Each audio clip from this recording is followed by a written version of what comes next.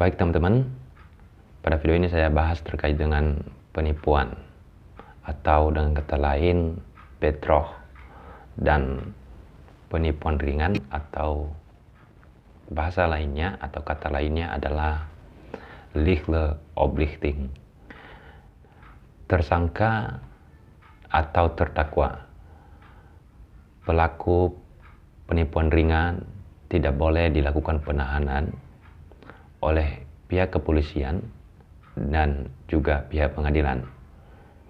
Kalau dilihat dari pasal 379 terkait dengan penipuan ringan atau dengan kata lain adalah lichte oplichting, adalah ada unsur yang harus atau yang masuk dalam penipuan ringan.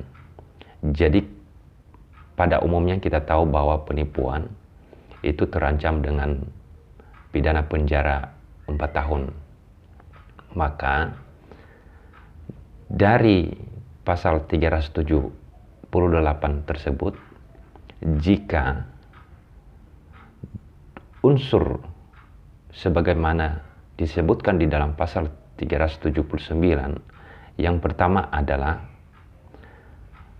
benda objek bukan ternak, artinya benda yang masuk di dalam penipuan itu adalah bukan termasuk ternak.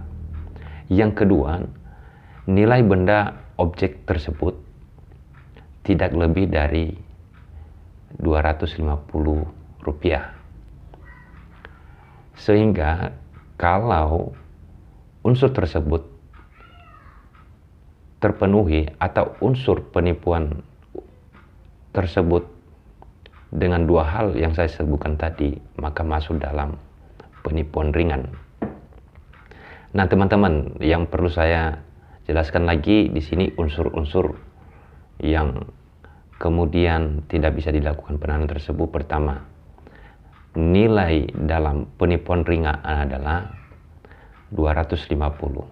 Kita lihat di dalam pasal 1 Peraturan Mahkamah Agung nomor 2 tahun 2012.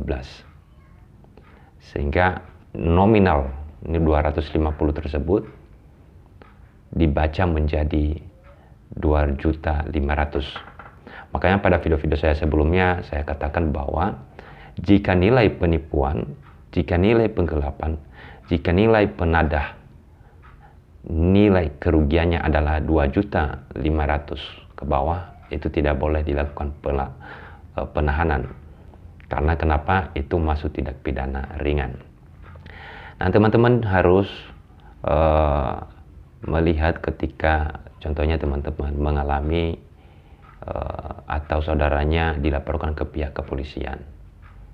Mengapa? Karena harus dilihat dari berapa kerugian yang dialami oleh atau berapa nilai objek yang dicuri oleh pelaku tersebut atau oleh tersangka tersebut. Nah, dalam hal ini jika nilai kerugian atau nilai objeknya adalah 2.500.000 ke bawah, maka itu termasuk dalam penipuan ringan. Pada ketentuan pasal 21 Kitab Undang-Undang Hukum Acara Pidana di ayat 4-nya menyatakan bahwa